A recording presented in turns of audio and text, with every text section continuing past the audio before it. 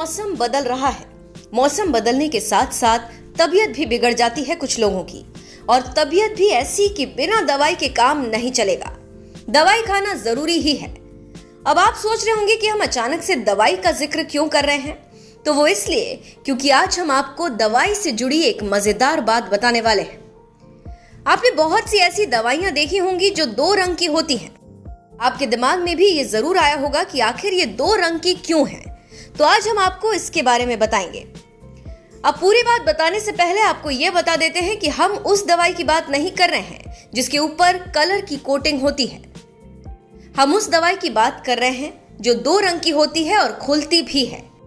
खैर, अब बात करें दवाई की तो पहले आपको इसके बनने का प्रोसेस समझाते हैं। कैसे बनती है कैप्सूल।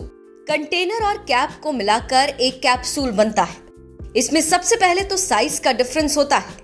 एक हिस्सा बड़ा होता है और दूसरा छोटा, और इनके अंदर दवा होती है, लेकिन इसे हाथ से नहीं भरा जाता।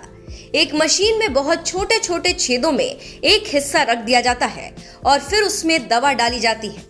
कैप्सूल का छोटा वाला हिस्सा कैप होता है और बड़ा वाला हिस्सा कंटेनर।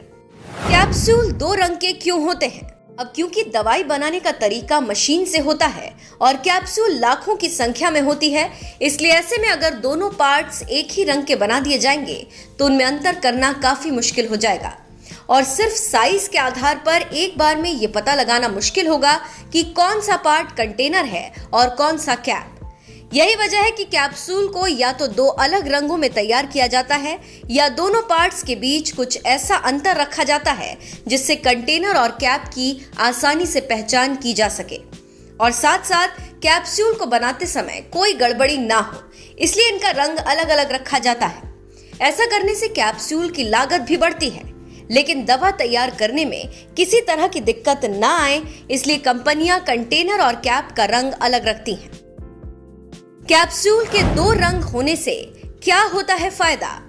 ऐसे तो फार्मा कंपनियां कैप्सूल को बनाने के दौरान गड़बड़ी को रोकने के लिए ऐसा करती हैं, लेकिन इसका एक फायदा मरीजों को भी मिलता है। जैसे कैप्सूल के रंग के कारण वो दवा मरीजों को याद रहती है, यानी मरीज को याद रहता है कि किस बीमारी में उसने किस रंग का कैप्सूल लिया था।